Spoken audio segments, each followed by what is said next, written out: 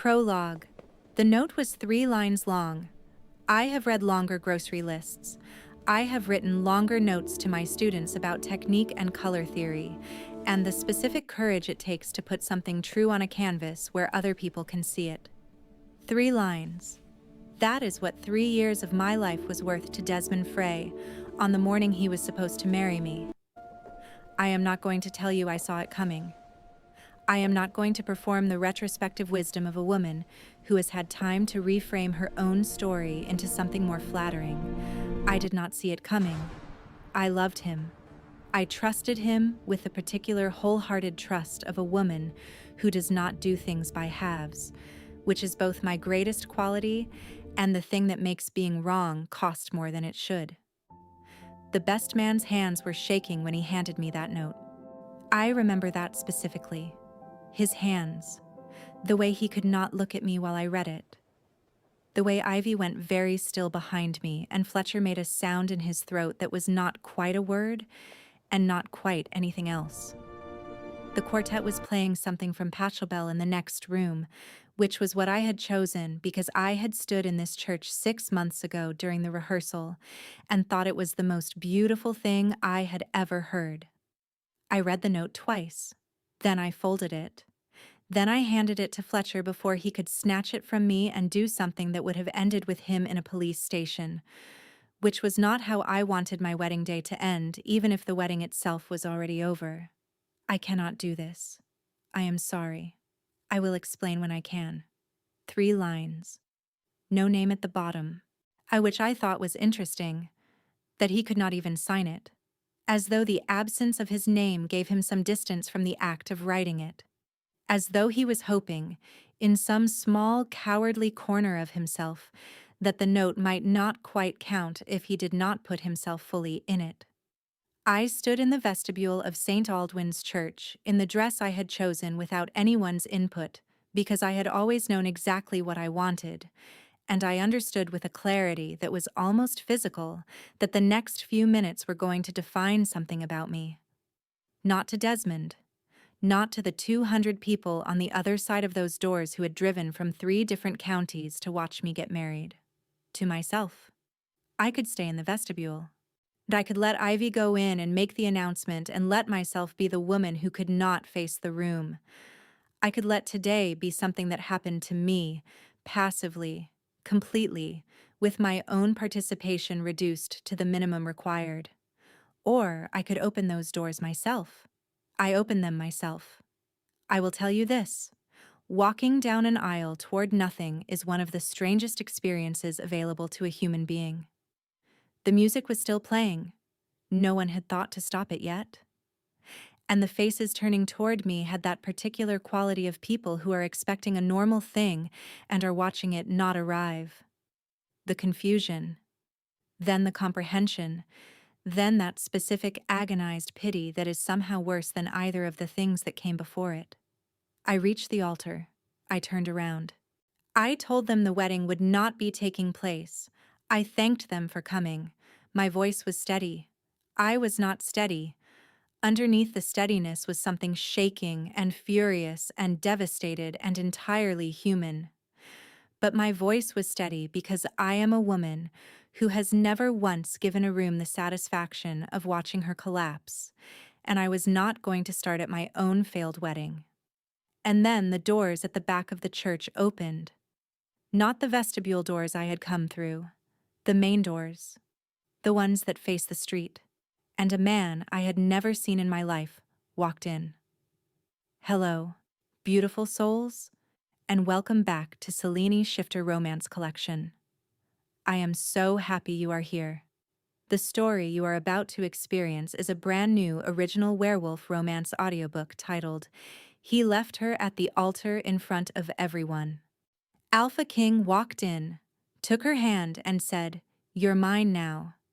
Written by Cellini Faxi and created exclusively for your entertainment. If this story makes your heart race, if it makes you feel seen, if it makes you want to stand up and cheer for Genevieve, drop a comment and tell me. I want to hear from you. Now get comfortable. This one is going to take you all the way through. The morning had been perfect. That was the thing that would stay with Genevieve longest.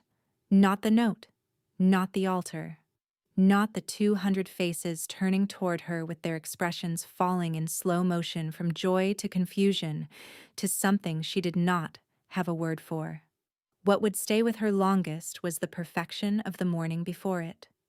She had woken at 6:15 without an alarm, had lain in the hotel bed, the bridal suite at Aldwyn House, white linen, tall windows, the particular hush of a building holding its breath around something significant, and felt a quiet that she had mistaken for peace, the kind of quiet that lives in the body before a large and certain thing.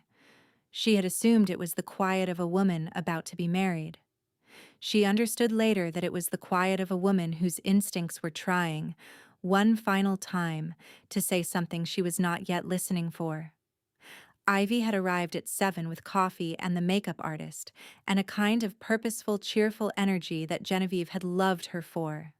The specific gift of a best friend who knows when to be steady and warm and noise-filling, when to give you something to move through rather than something to sit in.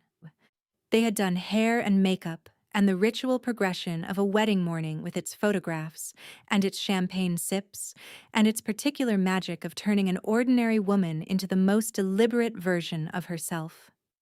The dress was ivory, simple in silhouette, rich in detail. She had chosen it herself, without Ivy's input or her mother's, and certainly without Desmond's, because she had always known exactly what she wanted on her body on the day that mattered most. It had a neckline that was precise and unhurried, a skirt that moved when she moved with the specific intelligence of well-cut fabric, and no embellishment beyond the quality of the material itself. She had stood in the boutique mirror 9 months ago and known immediately, and had not wavered once since. She looked extraordinary in it. She had looked at herself in the mirror at 8:45 and known that she looked extraordinary, which was a separate thing from vanity. It was the specific, grounded knowledge of a woman who had chosen well and was standing inside the results of that choosing. At 8:58, her brother Fletcher appeared at the hotel suite door looking pressed and nervous and deeply fond, the way Fletcher always looked at occasions that required him to feel things in public, and offered her his arm with a formality that made her laugh for the first time all morning. "You look incredible," he said. "I know," she said, which made him laugh too, and the laugh loosened something in the morning that had been held slightly taut without her noticing. They arrived at St. Aldwyn's at 9:20, 40 minutes before the ceremony. The vestibule was cool and stone-smelling, the kind of old building that carries its history in the temperature of it. And through the closed interior doors, the pachelbel was already playing, the quartet warming up, the specific piece she had chosen, the one that had made her stop still during the rehearsal and think, yes, that is the sound of what today should feel like. She stood in the vestibule with Ivy adjusting her veil, and Fletcher trying to appear more relaxed than he was, and 2 bridesmaids she adored doing the specific thing bridesmaids do at this precise point in a wedding morning, which is exist in a state of heightened emotional readiness that expresses itself as compulsive fussing with flowers. She was calm. She was genuinely, completely calm, the kind that comes not from numbness but from arrival, or from having prepared for something long enough that when the moment finally comes, your body simply recognizes it and settles. The best man appeared in the vestibule door. She had known Desmond's best man for 2 years, a man named Patrick, pleasant, unremarkable, the kind of person who exists comfortably at the edges of other people's occasions. She had always liked him in the mild way. You like people who give you no reason not to. She did not like what she saw in his face when he came through that door. He was pale. Not the pale of a man who has had too little sleep or too much pre-wedding champagne. The pale of a man who has been handed something he does not know how to carry and is carrying it anyway because there is no one else available. His hands. She noticed his hands first, which was how she always received information, through the specific truths that hands told, were shaking. He was holding a folded piece of paper. Ivy went still behind her. Fletcher made a sound that was not quite a word. The quartet played on. Patrick walked across the vestibule and held out the note with the expression of a man who would have given a great deal to be in a different building on a different continent, performing a different task. His mouth opened. Closed. He started. "It's all right," Genevieve said. Which was not true, but was what she said. She took the note. She read it. 3 lines in Desmond's handwriting. The handwriting she had seen on birthday cards and shopping lists, and the sticky notes he left on the fridge. Handwriting she knew so well she could have identified it in a lineup. A handwriting that was now performing the singular task of ending her future in a vestibule, while the Pachelbel played and the guests waited, and 200 people had absolutely no idea. "I cannot do this. I am sorry. I will explain when I can." She read it twice. The words did not change. She folded it with the precise, deliberate folds of someone who needs their hands to do something that does not involve shaking. She held it for a moment. Then she turned to Fletcher, whose face had gone through 3 distinct colors in the time it took her to fold it, and placed it in his hand before he could reach for it himself. "Don't read it yet," she said quietly. "I need a moment." Fletcher's jaw worked. "Genevieve?" "A moment," she said. "Please." He stopped. She turned away from all of them, from Ivy's stricken face and the bridesmaids' frozen confusion, and Patrick's misery, and the closed doors of the church, and the Pachelbel that was still, somehow, playing. And she stood with her hands at her sides and her eyes on the stone floor of the vestibule, and she let herself feel it. Not for long. 30 seconds, perhaps. The specific 30 seconds of a woman receiving confirmation of something her body had been quietly preparing for, and her mind had been quietly refusing, standing in her own carefully chosen dress in a cold stone vestibule, feeling the full weight of 3 years, and a folded note, and 3 lines that did not include his name. 30 seconds. Then she reached for the vestibule doors. "Genevieve," Ivy said, sharp and soft at once. "What are you doing?" "Going in," she said. You don't have to." "I know," she said. "I'm choosing to." She opened the doors. 200 people. She had counted them from the seating plan. 204 to be precise, arranged across the pale stone nave of St. Aldwyn's in the careful geography of a wedding that had been planned for 14 months, with the kind of attention that means something. People from 3 counties, her colleagues from the school. Desmond's family arranged on the right side of the aisle with the particular formation of people who do not yet know what is about to happen and are therefore still smiling. They heard the doors and turned. The Pachelbel, which had been in its 3rd repetition, continued. Nobody had told the quartet to stop. The cellist caught her eye and kept playing from pure muscle memory and the specific professional instinct of musicians who have learned that you do not stop until someone tells you to stop. Genevieve walked. She had walked this aisle once before, during the rehearsal. 14 months of planning culminating in a single practice run down this specific stretch of stone floor, with its faded medieval tiles and its smell of old wood and candle wax. She had walked it then on Desmond's arm, laughing at something he said, the whole thing light and forward-leaning and full of the assumption of what came next. She walked it now alone, not quickly, not with the forward lean of someone trying to get somewhere. There was nowhere to get to. The altar was empty, the groom was absent.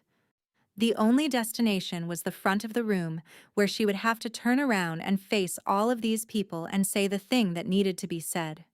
She walked at the pace of a woman who understands that this walk is what people will remember, and she will not let them remember her diminished by it.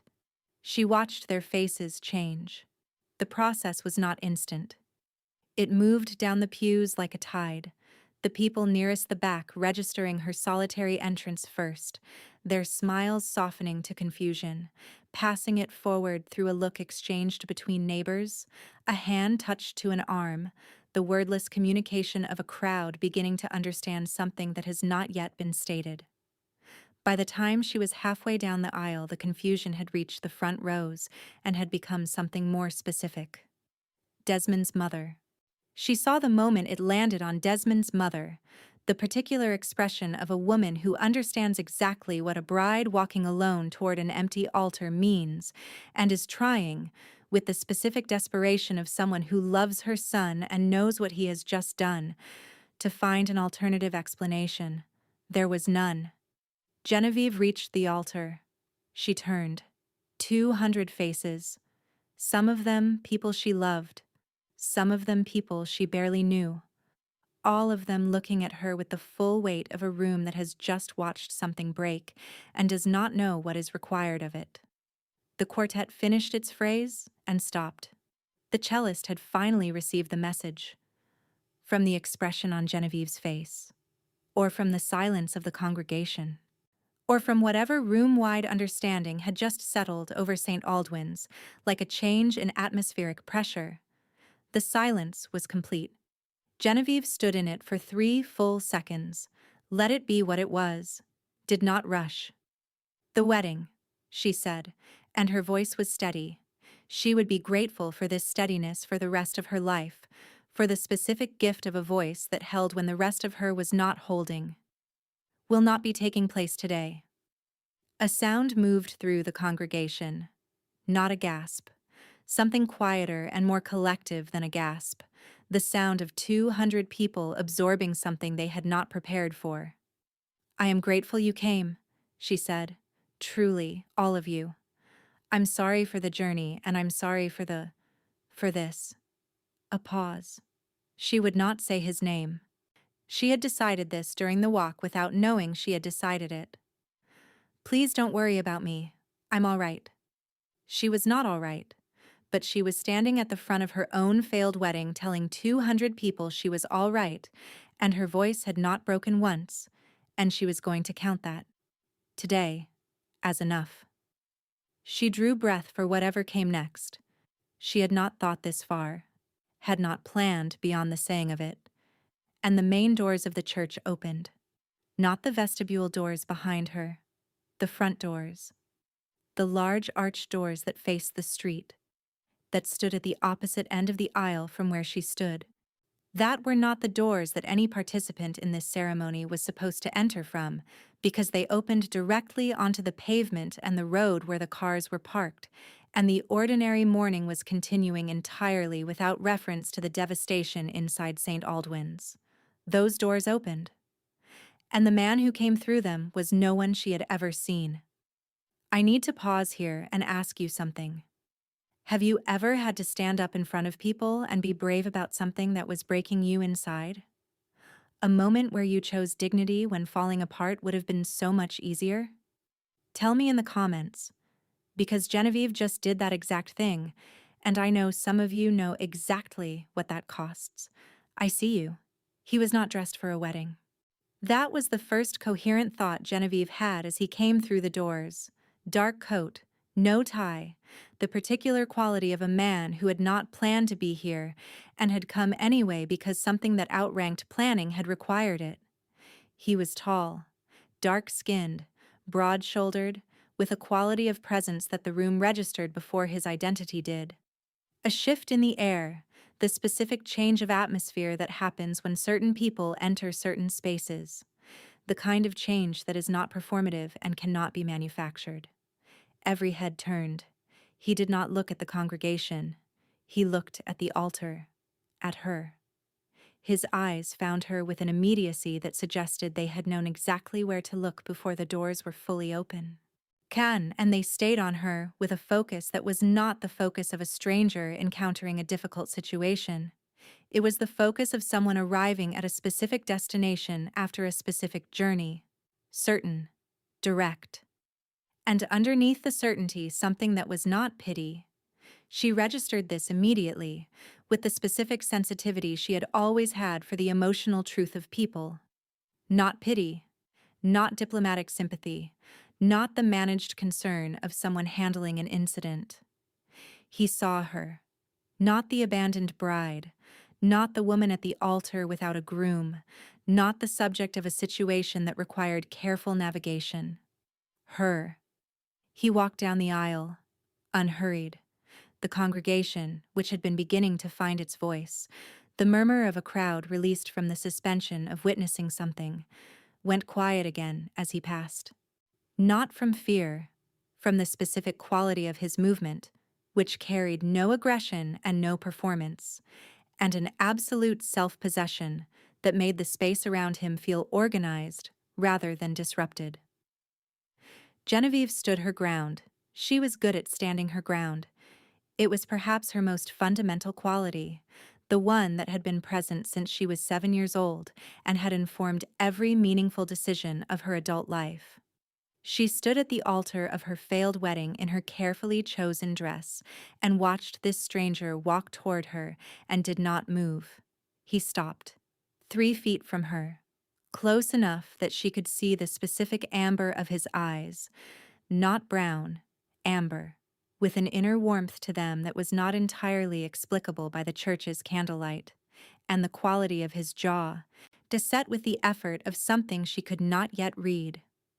He looked at her for one moment in which the whole church ceased to exist as a relevant context, and it was simply the two of them and whatever was happening in the space between them, which was considerable, and entirely without a name. Then he reached out his right hand, not grabbing, not reaching for her arm the way a person reaches for someone they are managing. His hand open, palm up, offered.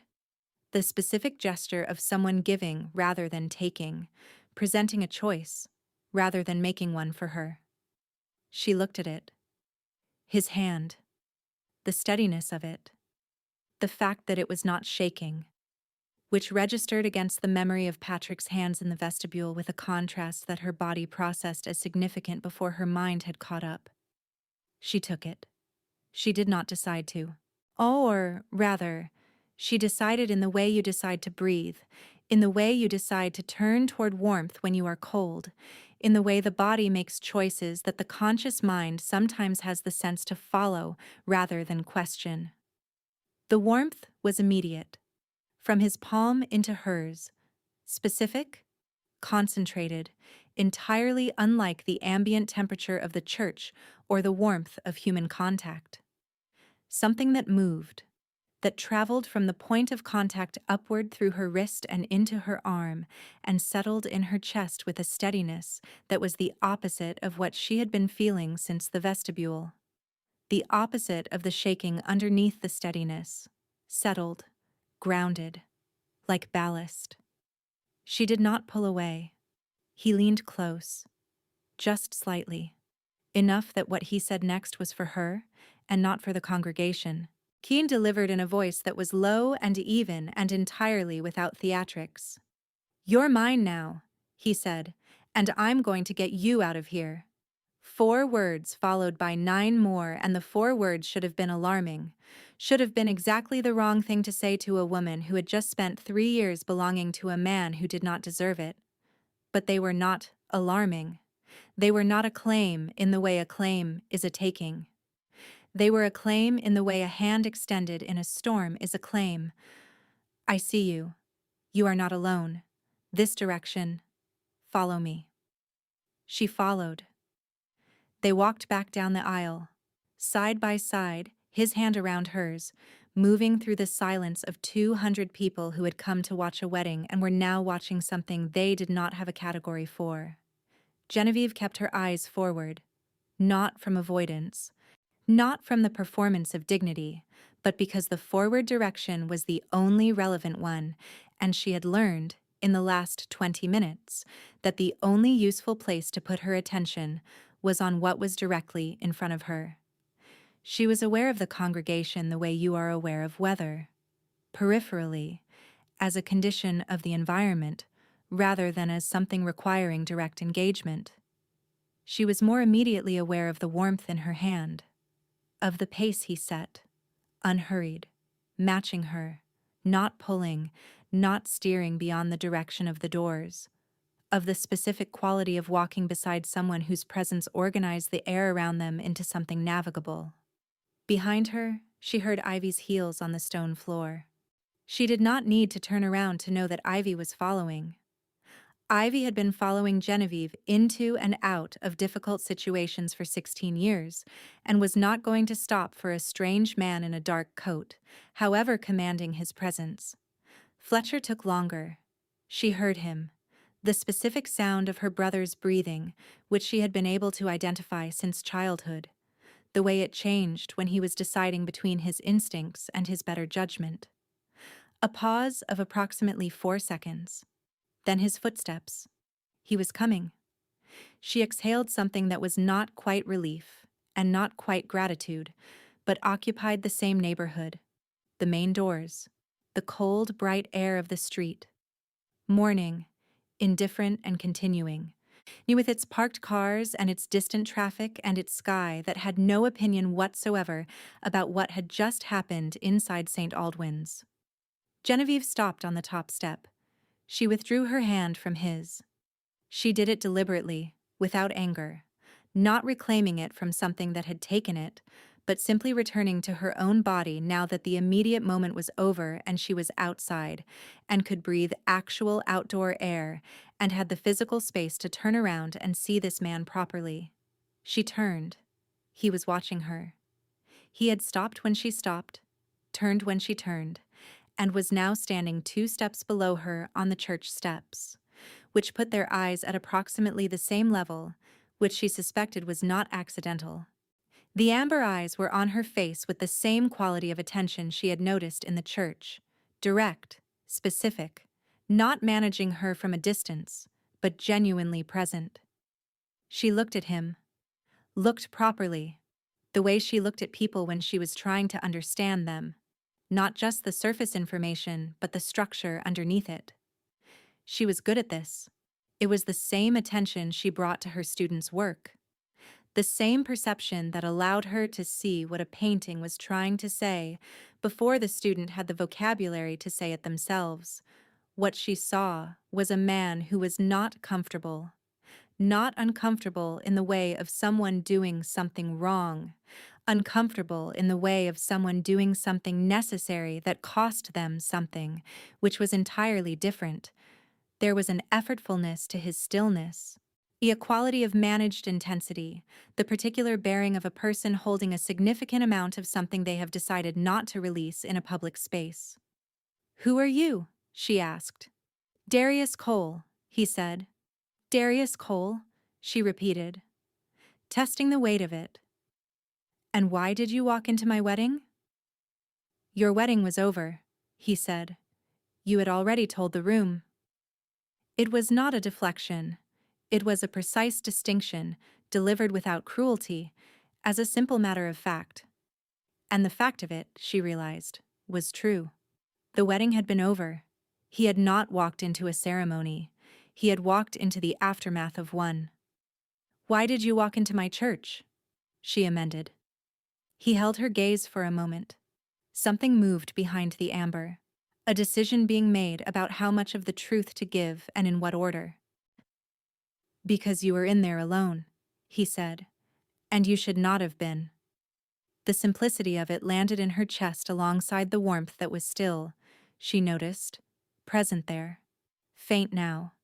Ambient rather than concentrated, but present. Like an ember that had not been extinguished when she withdrew her hand. Like something that had moved into her and decided to stay without asking permission. She heard Ivy arrive behind her. Heard the specific intake of breath that meant Ivy was assessing Darius with the full force of 16 years of best friendship and a protective instinct that had ended the romantic prospects of more than one man who had not met her standard. "Genevieve?" Ivy said carefully. "Who is this?" "Darius Cole," Genevieve said, still looking at him. He was just explaining." Darius looked at Ivy briefly, a nod that acknowledged her presence and her protective position without dismissing either, and then returned his attention to Genevieve with the specific quality of a man who, in a room of multiple people, is always most aware of one. "You need somewhere to go," he said. Not a question, an observation, stated practically, without presumption.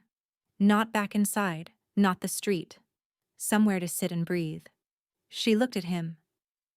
"There's a hotel," she said. "The reception was booked there." "Then that," he said simply. Fletcher appeared at her shoulder. She felt him before she heard him, the specific warmth of her brother's presence at her back, in the posture of a man who has placed himself between his sister and an unknown quantity, and is waiting to see if the quantity requires more active management. Darius looked at Fletcher with the amber eyes and the quality of complete calm, and Fletcher, who was not a man who stood down easily, who had been known to maintain a position in the face of considerably more direct pressure than a stranger's gaze, held it for a long moment. Then Fletcher looked at Genevieve. She gave him the smallest nod. Fletcher exhaled. They walked to the hotel. The hotel suite was meant to be her wedding night suite. This was a fact that sat in the room with them with the mild, implacable presence of facts that cannot be changed and must simply be coexisted with. And the room service menu on the bedside table had a handwritten note from the hotel manager. "Congratulations, Mr. and Mrs. Frey." Ivy had turned it face down when they arrived without commenting on it, which was the correct thing to do. Genevieve was still in her wedding dress. She had no other option. Her overnight bag was in the hotel room, yes, but the overnight bag contained a going-away outfit she had chosen for a honeymoon that was not going to happen, and a silk robe she was not prepared to change into with people in the suite. The dress was what she had. She sat on the edge of the bed in it with the particular straight-backed posture of a woman who is not going to let a piece of clothing defeat her, and looked at Darius Cole. Who had taken the armchair in the corner of the room with the air of someone who understood that corners were the appropriate position for a newcomer in this situation. Ivy was on the chaise by the window, doing something on her phone that Genevieve understood as the specific efficiency of a best friend, managing the logistics of a situation so the person at the center of it does not have to. Fletcher was in the corridor. She had sent him there not unkindly, but because Fletcher's anger, righteous, genuine, and currently in need of somewhere to go, was taking up more room than the suite could comfortably hold.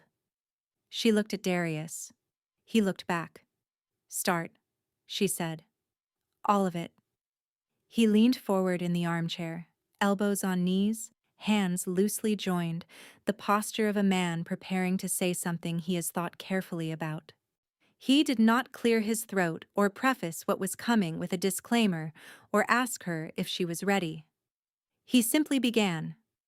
"There is a pack of wolves," he said, "that has existed in this country for over 400 years. We live inside human society, not separately, not hidden in the conventional sense, but quietly, in the spaces that human institutions don't look at closely. I lead it. Stone Marrow. It covers a territory in the north of the country and has done for longer than I have been alive." Genevieve looked at him. "Wolves." "Yes. You mean—" "Werewolves," he said. "The word is awkward, but it's accurate. We shift. Full wolf, under certain conditions. The moon. Strong emotion. Deliberate choice. We are not the folklore version. We are not dangerous to humans by nature. We are simply other, in ways that matter and ways that don't." She held this for a moment. She was a woman who taught teenagers to make art, which meant she had spent 2 decades developing a tolerance for information that arrived in unexpected shapes, and she was applying that tolerance now with some effort. "All right," she said. "Continue." Something in his expression registered this, her decision to receive rather than immediately reject, and moved on. "My pack has a tradition," he said. "Not a rule, not a law, a biological reality. An alpha's fated mate carries a scent that is specific to her and recognizable only to him. When he encounters it, his wolf identifies it with a certainty that does not admit doubt. It cannot be mistaken. And you... 8 months ago, he said.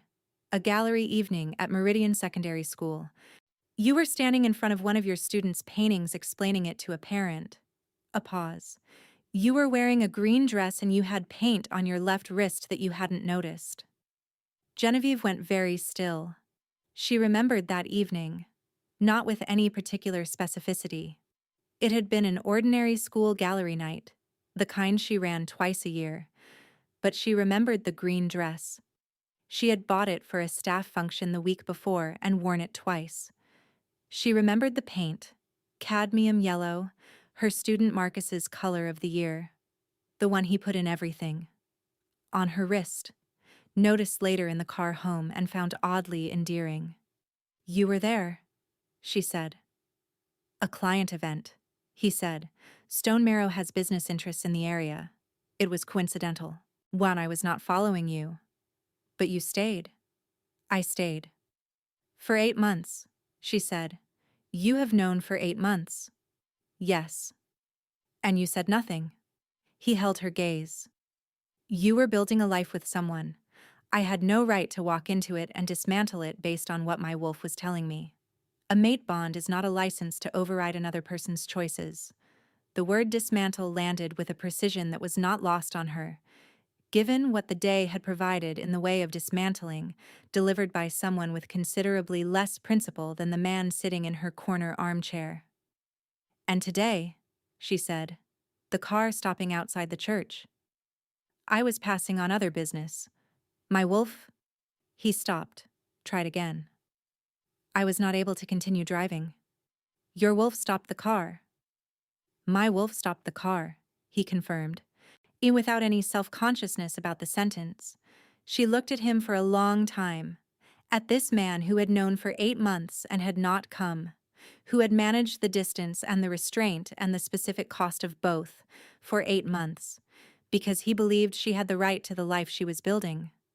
Who had come today, not because he had decided it was his turn, but because a car on a street had refused to move, and he had allowed himself to listen to the reason. And the warmth, she said, when you took my hand. He was quiet for a moment. The beginning of the bond forming, he said. It requires your choice to complete.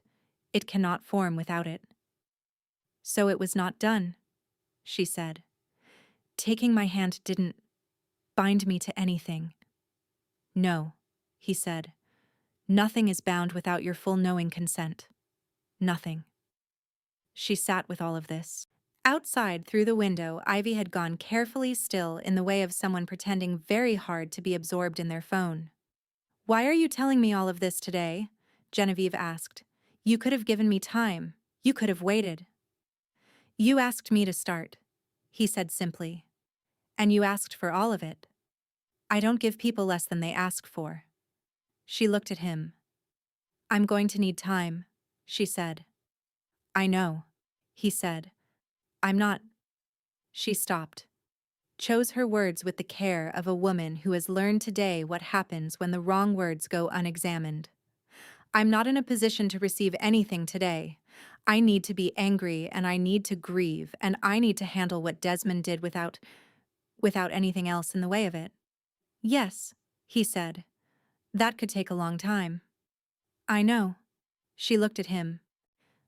You're very calm about that. I have been waiting 8 months, he said. I understand waiting. It was Ivy who left first.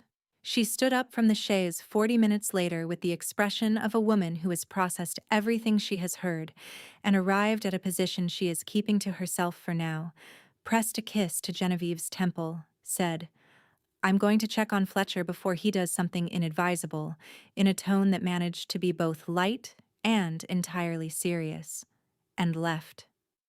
The door clicked shut. Darius was still in the armchair.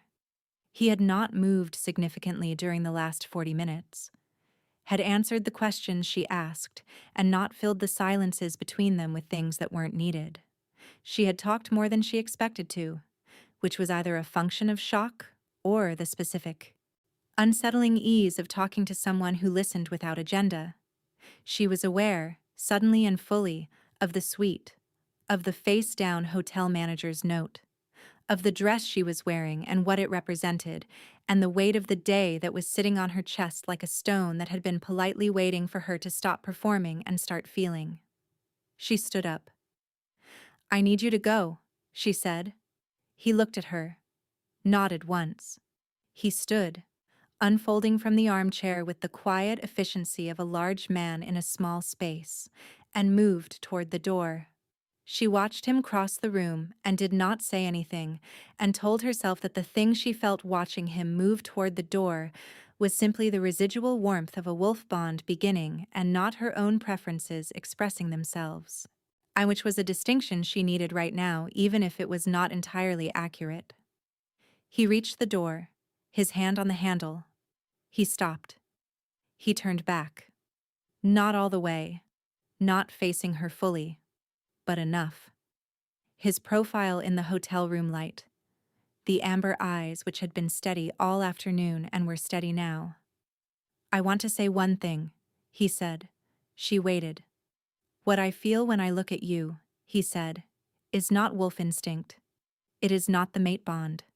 Those things are real and they are there, and I will not pretend otherwise." A pause.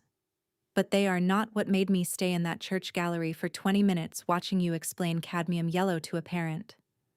They are not what makes me understand, from one conversation and one afternoon, that you are someone worth every minute of whatever time you need."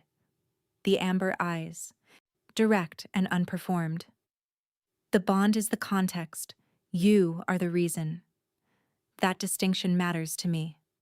It can matter to you in your own time." He opened the door. He left. Genevieve stood in the center of the hotel suite in her wedding dress, with the face-down congratulations note on the bedside table, and the warmth in her palm that had not, she noticed, entirely faded. She pressed her right hand flat against her sternum. She stood there for a long time. Then she went to the window and looked out at the ordinary afternoon street below. Cars, pedestrians, the world conducting its business with absolute indifference to the specific enormity of the last 6 hours.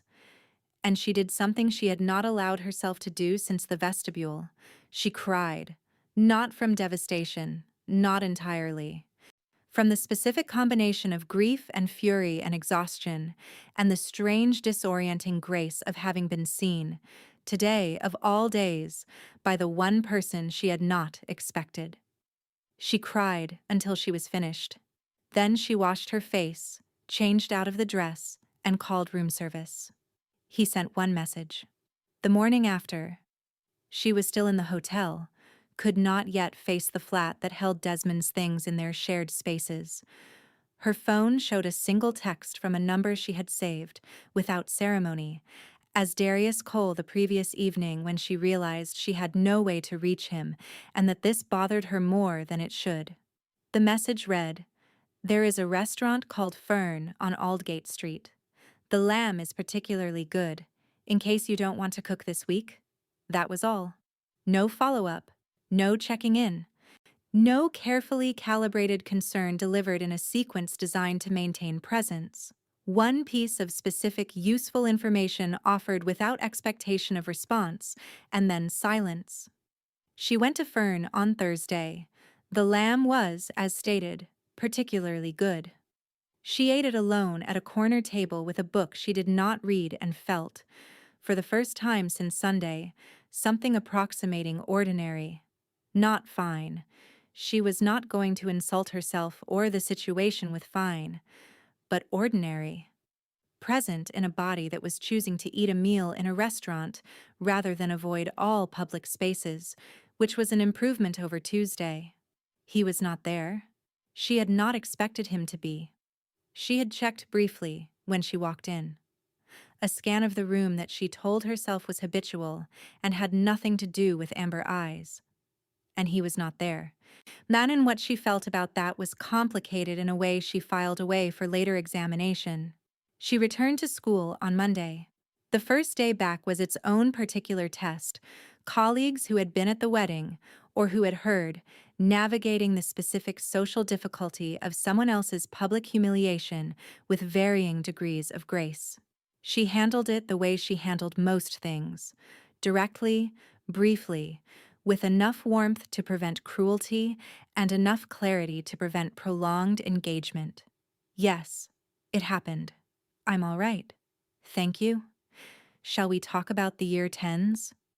By Wednesday, she was largely through the acute phase of colleague management and into the steadier water of simply doing her job, at which she was good at, and which had the specific mercy of requiring enough attention to crowd out other thoughts during the hours she was doing it. Thursday evening was the gallery, a visiting exhibition in the school's main corridor.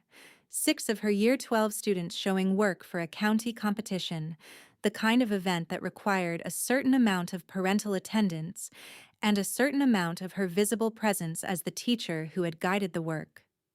She had forgotten it was on until Tuesday, which told her something about the state of her internal calendar, and had shown up in a blue dress she had not worn since before the engagement, because she did not want to wear anything that had been bought during those 3 years, and she was running out of alternatives.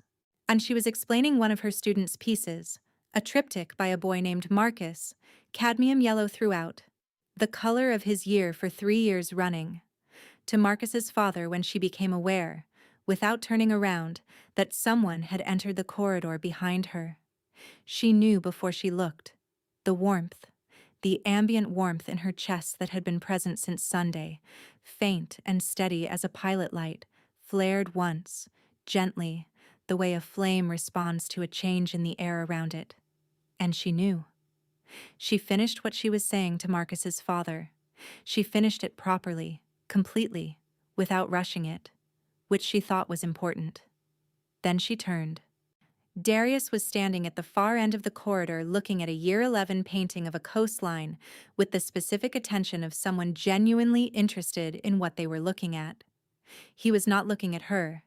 He was wearing a dark jacket, no tie, the same quality of unhurried presence he had brought to the church, and he was standing in her school corridor looking at her students' work with the focused absorption of a man who had not come here to perform being present, but simply was. He looked up. Found her immediately. She walked toward him. "You came to the gallery," she said. "Parent evening," he said. "I have a ward in Year 11. His mother asked me to attend in her place tonight." She looked at him. "You have a ward. His parents were in my pack. They passed 4 years ago.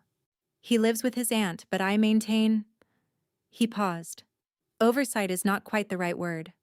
I try to be present in a useful way. She looked at him for a moment. At this information, settling alongside everything else she knew about him, which was not very much, and yet felt, somehow, like more than could be accounted for by a single afternoon in a hotel suite. "Which painting is his?" He indicated a piece at the end of the row. A wolf in a winter landscape, technically accomplished in a way that was striking for a 16-year-old, painted with the specific emotional precision of someone who felt things deeply and had found a language for it. She looked at it for a moment. "He's talented," she said. "He is," Darius said. "He should apply for the County Foundation program. I can send you the details." "I would appreciate that," he said. They stood looking at the painting together for a moment in the way of two people who have found a piece of neutral ground and are standing on it with the mutual understanding that neutral ground is what is required and is also, in this moment, enough. "The lamb was good," she said, not looking at him. "I'm glad," he said. "You weren't there." "No." "I checked," she said, before she had decided to say it. She felt him turn to look at her. She kept her eyes on the painting. "I checked when I came in. I'm not sure what I would have done if you had been there." A pause. Then quietly, "I wasn't trying to be there. I just wanted you to eat something." She looked at him now. At the amber eyes. level with hers, with that quality of attention that had nothing managed in it. "I know," she said. They talked for 40 minutes about Marcus's triptych and cadmium yellow and what it meant when a student found a color that belonged to them. About his ward and the painting and what a 16-year-old in grief puts into art without knowing he is doing it. About the school and the particular demanding joy of teaching and the pack, and what leadership looked like when the people you led were going through something hard. She did not think about Desmond once. She called him at 11:47 on a Wednesday night. She had been awake since 3 the previous morning, not from sadness, or not only sadness, but from the specific restlessness of a mind that has been processing something enormous for 10 days and has reached the point where it needs to say some of it out loud, or it will simply continue cycling. She had tried reading. She had tried tea. She had stood at her kitchen window for 20 minutes looking at the street below with the practiced insomnia of a woman who had spent a significant portion of the last decade navigating various kinds of difficult at 3 in the morning. The number was in her phone. She had not called it. She had received the one message, Fern on Aldgate Street, and had not replied to it, and had not initiated contact since the gallery, where the 40 minutes of conversation had ended with the natural conclusion of a school corridor clearing around them and a mutual understanding that neither of them was going to manufacture an extension of it. She called him. He answered on the second ring. Not groggy. Not the slowed voice response of a man pulled from sleep. Alert. With the specific quality of someone who was already awake and was not going to say so because it was not the most important information in the moment. "Genevieve," he said. Not a question. Not, "Is everything all right?" or "What's wrong?" or any of the gap-filling responses that people reach for at 11:47 when someone calls. Just her name. Present and grounded and entirely sufficient. "I couldn't sleep," she said. "I know the feeling," he said. She sat down on the kitchen floor. She did this sometimes, at 3 in the morning, because the floor was cool and solid, and the low angle of it made everything feel less vertical, and pulled her knees up and said, "Tell me about Stone Marrow." He told her. Not the explanatory version from the hotel, not the information version organized for a human woman receiving supernatural context for the first time. The real version. The one that involved his great-grandfather building the current estate with his pack's hands over 4 years, because the previous building had been lost in a fire, and the rebuilding of it had been the thing that had made the community what it was. The one that involved his father's specific approach to leadership. Direct, occasionally abrasive, with a quality of absolute fairness that had made him loved and sometimes inconvenient.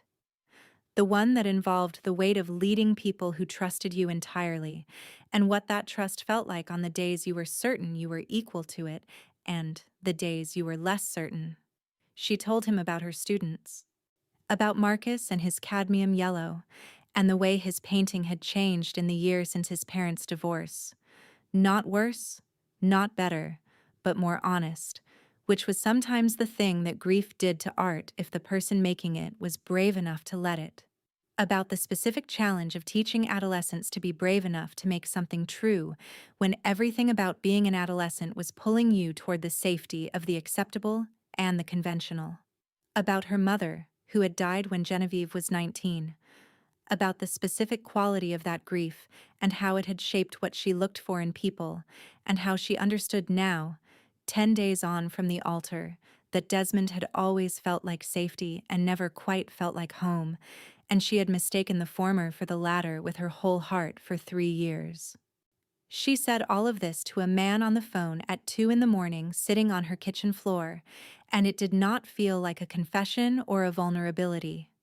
It felt like a conversation, like the specific ease of two people who have run out of reasons not to be honest and are finding out, to their mutual slight surprise, that honesty is considerably more comfortable than its absence.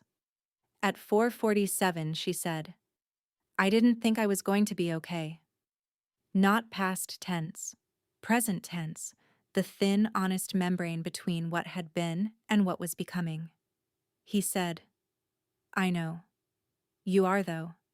She said, "How do you know?" He said, "Because I've been watching you be okay for 8 months. You just didn't know I was watching." She held the phone and sat on her kitchen floor and felt the warmth in her chest pulse once. Warm, steady, certain, and did not say anything for a moment. Then, "That should probably be strange." "Probably," he agreed. "It isn't," she said. "No," he said. "It isn't." They talked until 5 in the morning. When she finally said goodnight and set the phone down on the kitchen floor beside her, the city outside was beginning its earliest gray, and she was tired in the specific way of someone who has set something down that they have been carrying for longer than they knew. She slept for 6 hours without waking once. He came on a Saturday, 3 weeks and 2 days after the altar. 10 in the morning. She had been awake since 7, had drunk 2 cups of coffee, had graded a set of Year 10 sketchbooks, and replied to an email about the County Foundation Program application for Darius's ward, whose name was Joel, and who had, as Genevieve had suspected from the painting, a genuine and specific talent that deserved proper cultivation. The knock came at 10:12. She opened the door because she had no particular reason not to open the door on a Saturday morning, and Desmond was there. He looked. Diminished was not quite the right word. He looked like a man who had spent 3 weeks inside a decision that had turned out to be heavier than he had estimated. There were shadows under his eyes, and his shoulders had the specific set of someone carrying something they could not put down. He was wearing a jacket she recognized, the gray one she had given him for his birthday 2 years ago, and the familiarity of it landed in her stomach with the particular heaviness of the familiar rendered strange. "Genevieve," he said. She said nothing. She stood in the doorway in her Saturday clothes, old jeans, a rust-colored jumper, her hair down, and waited. "I need to explain," he said. "I know I owe you an explanation. I've owed you one for 3 weeks, and I should have—" "Come in," she said. Not warmly, not coldly, practically. He came in. She did not offer him coffee. She sat in the armchair, her armchair, the good one by the window. And he sat on the sofa, and she looked at him and waited for what he had come to say. He said it. He had panicked. He had been panicking for months. Not about her. He was careful to say this. Not about who she was or what they had, but about the size of it, the permanence of it, the specific terror of standing at the threshold of forever and feeling his own smallness in the face of it. He said he loved her. He said it with the specific conviction of a man who believed it, which made it worse rather than better. He said he had made a terrible mistake, and he knew it, and he had spent 3 weeks understanding it with increasing clarity, and he was here because he wanted to try again. Because some part of him, he said this too, the most honest thing he said, had believed she would still be here. That she would be hurt and angry, but ultimately here, ultimately available, ultimately the same woman who had loved him for 3 years. She listened to all of it. She listened to the explanation and the apology and the want and the love and the specific, breathtaking assumption that 3 weeks was sufficient time for her to have arrived at a forgiveness that included a second chance. And she felt, underneath the old familiarity of his voice and the gray jacket and the shadows under his eyes, that she had once known how to respond to. Nothing that resembled what she felt at 4:47 in the morning on a kitchen floor talking until 5. She felt nothing that resembled what she felt when she walked into a gallery corridor and knew, before she turned, that a particular man had entered the space behind her. She felt nothing that resembled the warmth in her palm that was, even now, even sitting across from the man she had planned to marry, quietly and steadily present. She looked at Desmond. "I hear you," she said. "I believe you believe what you've said." A pause. And the answer is no. He blinked. Genevieve. Not because I can't forgive you, she said. I'll get there, in time, for my own sake. But because the thing you described, the panic, the smallness, the terror of forever, that was not something you felt about us. That was something you felt about yourself.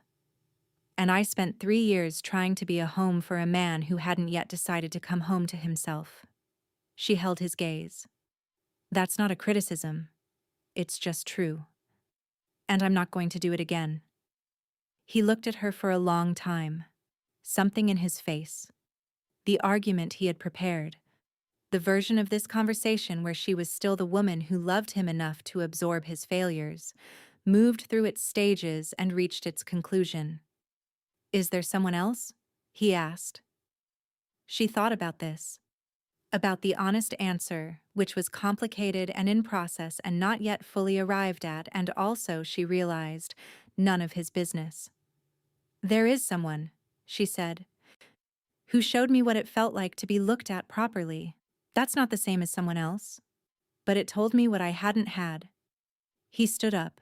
He left. She sat in the armchair by the window after the door closed and felt the specific quiet of an ending. Not the devastation of the altar, not the jagged shock of the vestibule and the note and the folded paper. Something cleaner, the quiet of a door that has been shut properly and locked, not slammed, not left ajar. The quiet of someone who has finished a thing. She picked up her phone. She did not call him. Not yet. She needed the rest of the day to be her own, to be in the clean quiet of what she had just done, to let herself understand that she had walked through the hardest part alone and had come out the other side carrying something lighter. She graded the rest of the Year 10 sketchbooks. She made dinner. She slept well. She drove to Stone Marrow on a Sunday. He had not invited her. She had been to the estate twice in the 3 weeks since the gallery. Once for a purpose that now escaped her. Once because Ivy had asked her to describe it, and she had found she could not without seeing it again. And she knew the route now with the specific knowledge of places you have been to often enough that your hands do the driving and your mind is free for other things. The other things, today, were considerable. She had thought, overnight, about what she wanted to say. She was a woman who thought carefully about what she wanted to say before she said it, not from caution, but from precision. The same precision she brought to marking her students' work, to choosing fabric for her flat, and to the dress she had worn on the worst and most significant day of her life. She thought carefully because the wrong words were costly, and the right ones were worth the time it took to find them. She had found them somewhere around 4 in the morning, which seemed to be her hour for honesty. The estate in the late afternoon light was its own particular beauty, stone and old oak, the grounds running down to a tree line that caught the low sun and held it gold. She had stopped thinking of it as a supernatural place after the second visit. It was simply a place, a particular one, with its own weight and its own history and the specific character of somewhere that had been built by people who intended it to last. Rowan met her at the gate. Rowan, who was Darius's senior beta, and who had the specific quality of someone who had assessed her completely on their first meeting, and arrived at a verdict he had not shared, but had clearly found acceptable, given that he had been consistently and quietly courteous every time she visited since. He's in the back grounds, Rowan said. She walked through the estate and out through the rear gate to the grounds behind it. Old lawns running down to the tree line, a stone wall along the eastern boundary, the evening light going amber and long across the grass. Darius was standing near the wall, looking at the tree line, the way she had noticed he looked at it.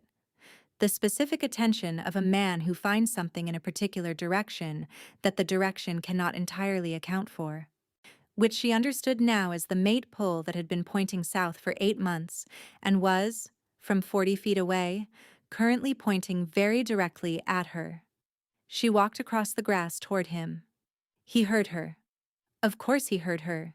with whatever restoration of full wolf senses the last 3 weeks had brought, and turned before she was close enough for ordinary hearing to have registered her footsteps. He watched her come across the grass with those amber eyes and said nothing, which was one of the things she had learned to understand as a quality rather than an absence in him. She stopped in front of him. "Desmond came yesterday," she said. He was very still, not tense, still, in the deliberate way of someone giving a thing the space to be said. "I told him no," she said. "Not because of you, because of me." "Because I understood something about what I hadn't had." She held his gaze. "But also because of you. I'm not going to pretend that part isn't true." He said nothing, amber eyes steady. "I know what the bond is," she said. "I've had 3 weeks and a great deal of time at 3 in the morning to understand what it is and what it isn't, and what part of what I feel is the bond, and what part is just—" She stopped, found the words she had found at 4 in the morning. "Just you, specifically. The way you listen. The way you said the thing in the hotel room about distinction mattering to you, and then left because I asked you to. The way you sent one text and then waited. The way you looked at Marcus's painting like it was worth looking at." She reached out, her hand, her choice. And the full and deliberate reversal of the church, not his hand reaching for hers in the chaos of her worst moment, but her hand extended toward his, on a quiet evening in the grounds of his estate, with full knowledge of what it meant and no ambiguity about the decision behind it. "I know what this is," she said, "and I'm not afraid of it." He looked at her hand, then at her face. Then, with the care of a man who understands that this moment is not his to rush, he placed his palm against hers. The warmth was not the flare of the church or the ambient pilot light of the 3 weeks since. It was the warmth of a thing completing itself, full and settled and deeply, entirely certain, the specific warmth of a bond that has been patient long enough and has been given, at last, full permission to be what it was always going to be. She felt it move through her from palm to wrist to arm to chest and settle there, warm and steady and nothing like foreign.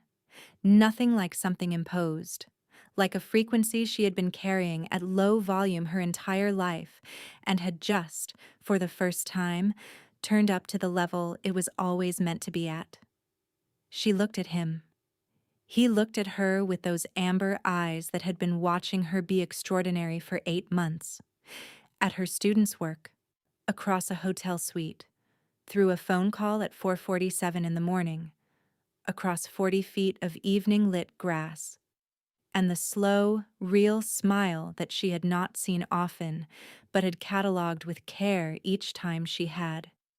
The one that transformed the controlled landscape of his face into something younger and warmer and fully given over to the moment, arrived. "You were worth every single day of the wait," he said. She looked at him, at this man who had stopped a car outside a church because his wolf refused to leave her in there alone, who had walked down an aisle and taken her hand and said 4 words that were not a taking but a giving, who had sent one text about a restaurant and waited, who had told her the truth with full plainness and then left when she needed him to, who had answered the phone on the second ring at 11:47 and talked until 5 in the morning about cadmium yellow and grief, and what it meant to lead people who trusted you. She held his hand tighter. 8 months, she said. 8 months, he confirmed. That's a long time to watch someone from a distance.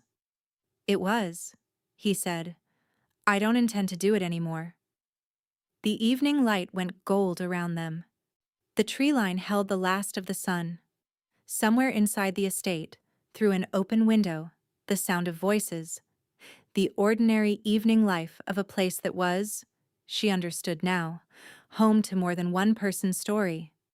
She stood in the grass in her old jeans and her rust-colored jumper with her hand in the hand of the Alpha King of Stone Marrow, and felt, for the first time in longer than she could accurately measure, entirely and completely in the right place. "Tell me about the pack," she said. He began. "Thank you so much for being here with me today, beautiful souls." This has been, he left her at the altar in front of everyone. Alpha King walked in, took her hand, and said, "You're mine now." An original werewolf romance audiobook, written by Celine Faxier and created with all my heart for Celine's Shifter Romance collection. If Genevieve's walk down that aisle made your chest tight, if Darius's patience made you feel something, if this story gave you what you came here for, please leave a comment and tell me. Every single comment means the world to me, and I have to know. Where in the world are you listening from today? Drop your city, your country. Let me know you are out there. You are the reason this channel exists. Until the next full moon, take care of your beautiful selves. I will see you in the next story.